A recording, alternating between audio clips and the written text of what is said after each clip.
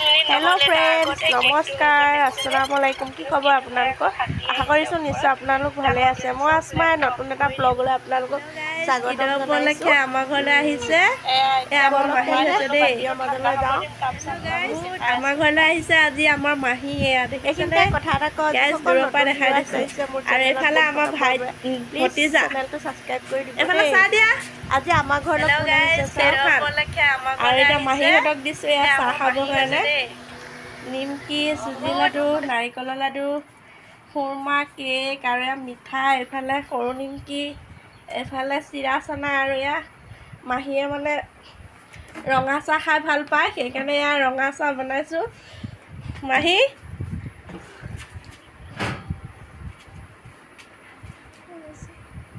সেফালে হাঁহ এটা দি দিয়া আকৌ আৰু এইফালে পূজা ইহা নাযায় কঁঠাল খাইছে যিহেতু এতিয়া কঁঠালৰ ছিজন পকা কঁঠালৰ এতিয়া মিষ্টাৰে আজি এটা কঁঠাল আনিছিলে এইটো কঁঠাল চাওক আধা এয়া ফুটবোৰ উলিয়াই ল'লে উলিয়াই এতিয়া বেটি খাই আছে ৰিহা নাযায় কেনেকুৱা লাগিছে খাই বেটি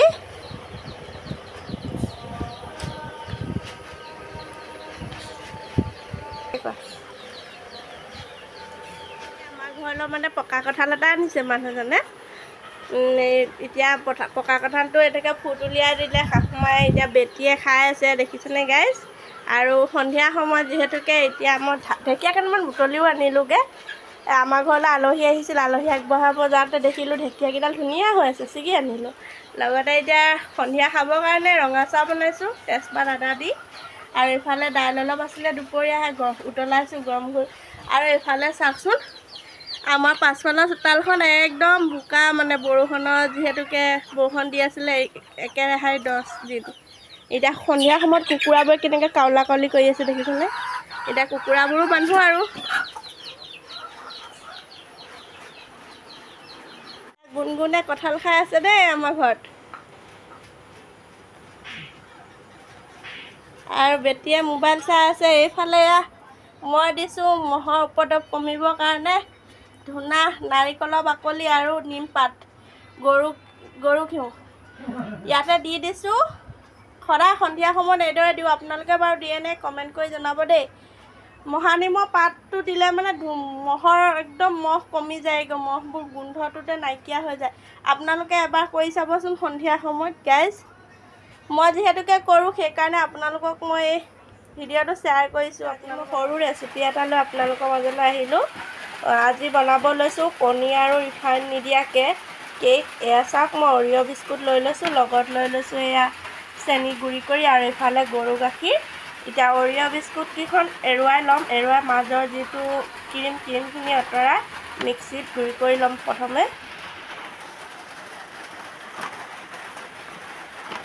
এই মাজৰ ক্ৰীমটো আঁতৰাই গোটেইকেইখন বিস্কুট এনেকৈ লৈ ল'ম আৰু মিক্সাৰ বাতিটোত লৈ লৈছোঁ গোটেইখিনি ক্ৰীমখিনি আঁতৰাই ল'লোঁ লৈ মিক্সি গুড়ি কৰি ল'ম গাইছ ইয়াত মিক্সিত মই পিচি ল'লোঁ এইফালে মই চিচাৰৰ বাতি এটা লৈ লৈছোঁ আৰু এখন চাকনি লৈ লৈছোঁ ষ্টীলৰ লগতে এনেকৈ চাকি ল'ম চালনী ধুনীয়াকৈ চালি ল'ম আৰু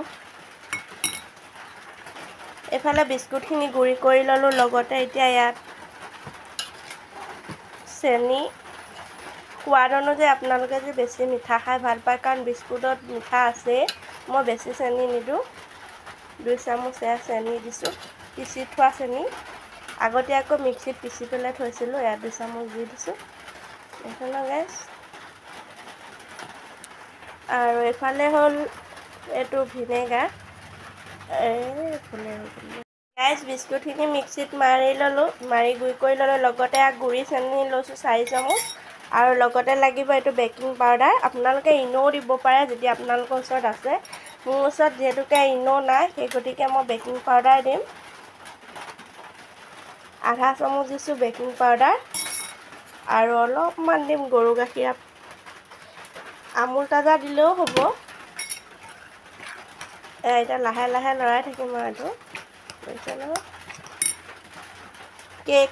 এইটো কেক বনালে মানে কণী আৰু ৰিফাইন নিদিয়াকৈও বনাব পাৰি সকলোৱে বনাব পাৰিবা যিসকল ভিউৱাৰ্ছৰ ঘৰত সৰু ল'ৰা ছোৱালী আছে, স্কুলত যায়, তেওঁলোকৰ টিফিনত বনাবৰ কাৰণে টিফিন দিবৰ কাৰণে মানে খুব ইজি হ'ব এই কেকটো যদি বনাই থয় ঘৰতে। আৰু সৰু ল'ৰা ছোৱালীয়ে এনেও কফি পাউডাৰৰ কেক খাই খুবেই ভাল পায়, হয় নহয় গাইজ? আমাৰ বেটীয়ে যিহেতুকে খাই ভাল পায়, মই ঘৰতে বনাই থৈ দিওঁ, স্কুলৰ টিফিনত এনেকৈ বনাই দি পঠিয়াওঁ। চাওক, গাখীৰ, চেনি আৰু বিস্কুট, আধা চামুচ বেকিং পাউডাৰ।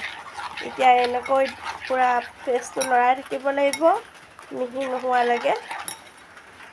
কেকটো ফিটা হৈ গ'ল, ফিটি মই 10 মিনিট সময় থৈ দিছিলোঁ। এতিয়া এই বাতিটোত বনাম, গতিকে অকণমান ৰিফাইন সানি ল'ম, তেতিয়া এৰিবৰ কাৰণে সহজ হ'ব। আৰু ইয়াত কিন্তু ৰিফাইন দিয়া নাই দেই, ৰিফাইন কণী ইউজ নকৰাকৈ বনাম মানে। তেলখন এনেকৈ সানি ল'লোঁ, সানি দি ল'ম।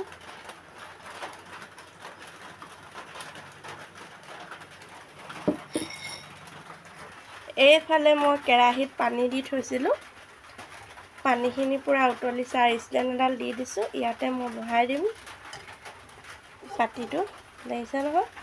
এতিয়া ঢাকোন মাৰি দিম।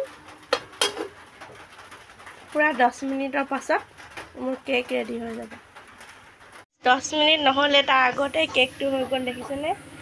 কি ধুনীয়াকৈ ফাটি আহিছে ওপৰত। এতিয়া মই গেছৰ ফ্লেমটো অফ কৰি দিম। এতিয়া মই নমাই থ'লোঁ, বাতিটো ঠাণ্ডা হ'ব দিম, তাৰপিছত আপোনালোকক দেখাই আছোঁ। এইটো এতিয়া ঠাণ্ডা হ'ল কেকটো, মই এতিয়া আপোনালোকক দেখাই আছোঁ কি ধুনীয়াকৈ দেখাই দিছোঁ, দেখিছেনে? এইটো কেকটো আপোনালোকে একদম কম খৰচতে এনেকৈ কেক খাব বিচাৰিলে ল'ৰা ছোৱালীক এনেকৈ বনাই খুৱাব পাৰিব।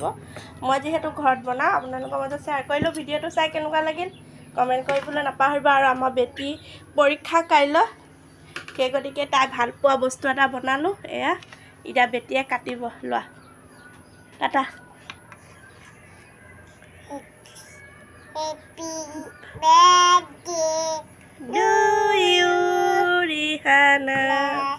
Happy birthday.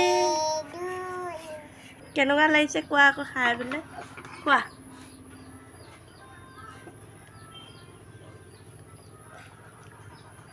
কেনেকুৱা হৈছে বেটি?